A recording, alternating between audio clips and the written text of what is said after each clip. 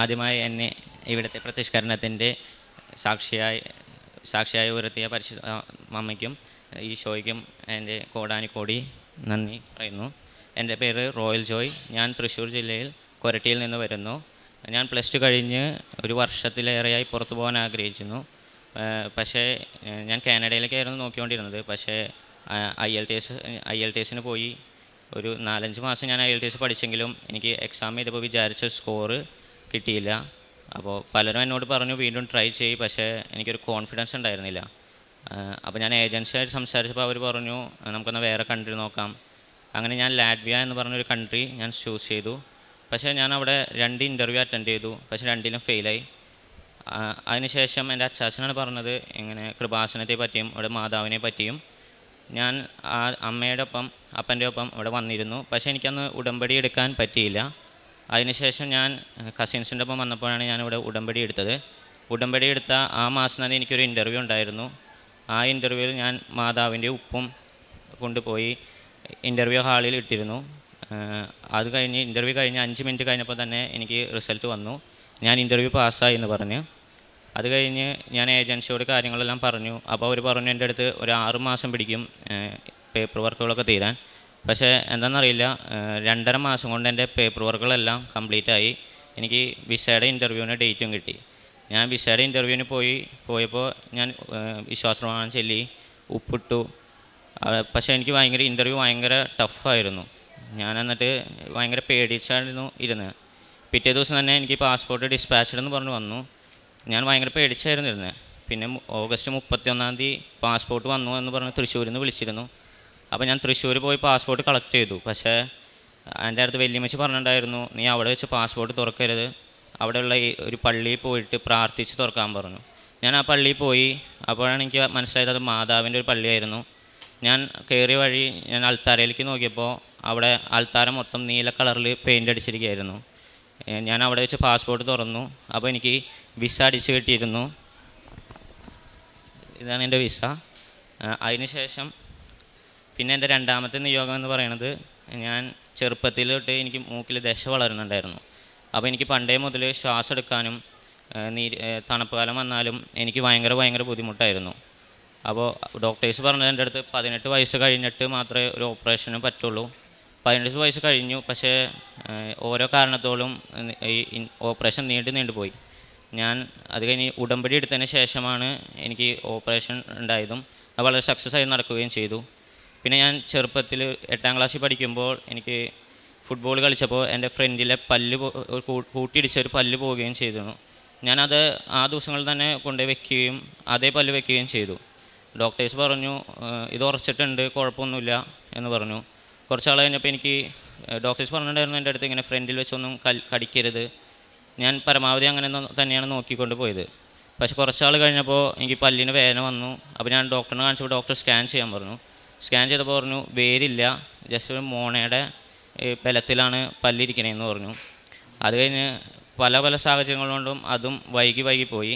പിന്നെ ഞാൻ ഉടമ്പടി എടുത്തതിന് ശേഷമാണ് എനിക്ക് ഈ പല്ലിൻ്റെ കാര്യങ്ങളും എല്ലാം വേഗമായത്. ഡോക്ടേഴ്സ് പല ഹോസ്പിറ്റലിലും പോയി ഞാൻ ചോദിച്ചു. അപ്പോൾ അവർ പറഞ്ഞത് 2-3 മാസം പിടിക്കും പല്ല് ഫുൾ കംപ്ലീറ്റ് പ്രോസസ്സ് നടക്കാൻ. പിന്നെ അന്വേഷിച്ച് വേറെ സ്ഥലത്ത് ചെന്നപ്പോൾ പറഞ്ഞു ഒരാഴ്ച കൊണ്ട് പല്ല് വെച്ച് ഇതാക്കി തരാമെന്ന് അവർ പറഞ്ഞു.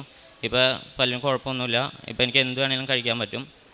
പിന്നെ ഞാൻ കാരുണ്യപ്രവൃത്തികളായിട്ട് ചെയ്തത് ഭക്ഷണം കൊടുക്കുക, പിന്നെ പത്രങ്ങളൊക്കെ കൃപാസന പത്രം ഞാൻ ഹോസ്പിറ്റലിലും ബസ് സ്റ്റോപ്പിലൊക്കെ കൊണ്ടുപോയി കൊടുക്കും. പിന്നെ അനാഥാലയങ്ങൾ സന്ദർശിക്കാൻ പോകാറുണ്ട്.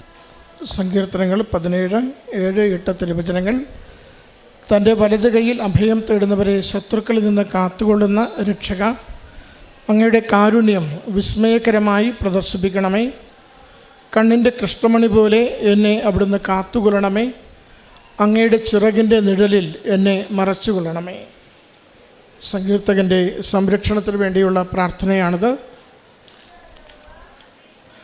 റോയൽ എന്ന ഈ മകൻ വിദേശത്ത് പോകുവാൻ വേണ്ടിയുള്ള പരിശ്രമങ്ങളിൽ നിരന്തരം ഏർപ്പെട്ടിരുന്നതും തുടർച്ചയായ തടസ്സങ്ങൾ നേരിട്ടതുമാണ് മകൻ സാക്ഷ്യപ്പെടുത്തുക. അമ്മ മാതാവിൻ്റെ നടയിൽ വന്ന ഉടമ്പടി എടുത്ത് പ്രാർത്ഥിച്ചതിലൂടെ എഴുതിയ പരീക്ഷയും ഇൻ്റർവ്യൂവും വേഗം വിജയിക്കുവാനും 6 മാസത്തിലേറെ എടുക്കുമെന്ന് കരുതിയ നടപടിക്രമങ്ങൾ 2-2.5 മാസം കൊണ്ട് പൂർത്തീകരിച്ച് അടുത്ത ദിവസം വിദേശത്ത് പോകുവാനാകും വിധം എല്ലാ കാര്യങ്ങളും ക്രമീകരിക്കപ്പെട്ടതിനെ മകനിവിടെ സാക്ഷ്യപ്പെടുത്തുകയാണ്. പരിശുദ്ധ കൃപാസന മാതാവിനെ എപ്പോഴും എല്ലാവരും അടയാളപ്പെടുത്തുക സമയച്ചുരുക്കത്തിൻ്റെ അമ്മയെന്നാണ്. നെഞ്ചിൽ സമയഘടികാരം പ്രതിഷ്ഠിച്ചുകൊണ്ട് പ്രത്യക്ഷപ്പെട്ട അമ്മ സമയത്തെ എപ്പോഴും നമ്മളെ ഓർമ്മിപ്പിച്ചു കൊണ്ടിരിക്കുന്നുണ്ട്. ആദ്യം പ്രത്യക്ഷപ്പെടുമ്പോൾ അച്ഛന് കൊടുത്ത സന്ദേശവും ദുരന്തം വരുന്നു പ്രാർത്ഥിക്കുക എന്നുള്ളതായിരുന്നു. ജീവിതത്തിൻ്റെ വിവിധ ദുരന്ത മേഖലകളിലൂടെ കടന്നു പോകുന്നവരാണ് നാം എല്ലാവരും.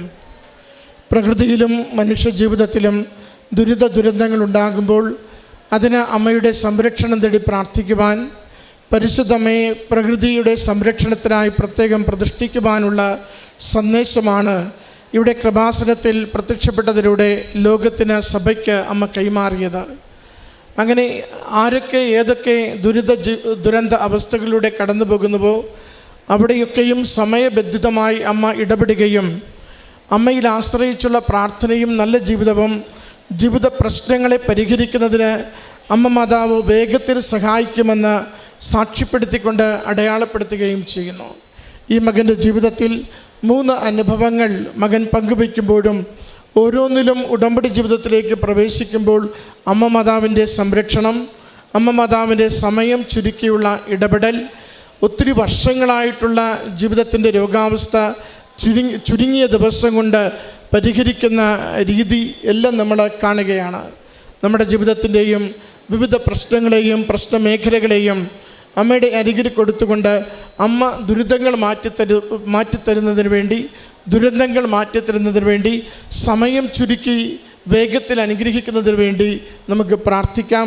ഈ മകന് ലഭിച്ച നന്മകളെയും അനുഗ്രഹങ്ങളെയും നന്ദിപൂർവ്വം അമ്മ മാതാവിനും തിരുക്കുമാരനും സമർപ്പിച്ചുകൊണ്ട് കരഘോഷത്തോടുകൂടി ഈ സാക്ഷ്യത്തെ നമുക്ക് സമർപ്പിക്കാം. അത്യപൂർവ ദൈവാനുഭവങ്ങൾ ഇനി നിങ്ങൾക്കും സ്വന്തം. ഈ യൂട്യൂബ് ചാനൽ ഇതുവരെ സബ്സ്ക്രൈബ് ചെയ്തിട്ടില്ലെങ്കിൽ ഇപ്പോൾ തന്നെ സബ്സ്ക്രൈബ് ചെയ്യുക. ഈ വീഡിയോ ഇപ്പോൾ തന്നെ നിങ്ങളുടെ സുഹൃത്തുക്കൾക്ക് ഷെയർ ചെയ്തുകൊണ്ട് കർത്താവിൻ്റെ പ്രേക്ഷിതരാകുക.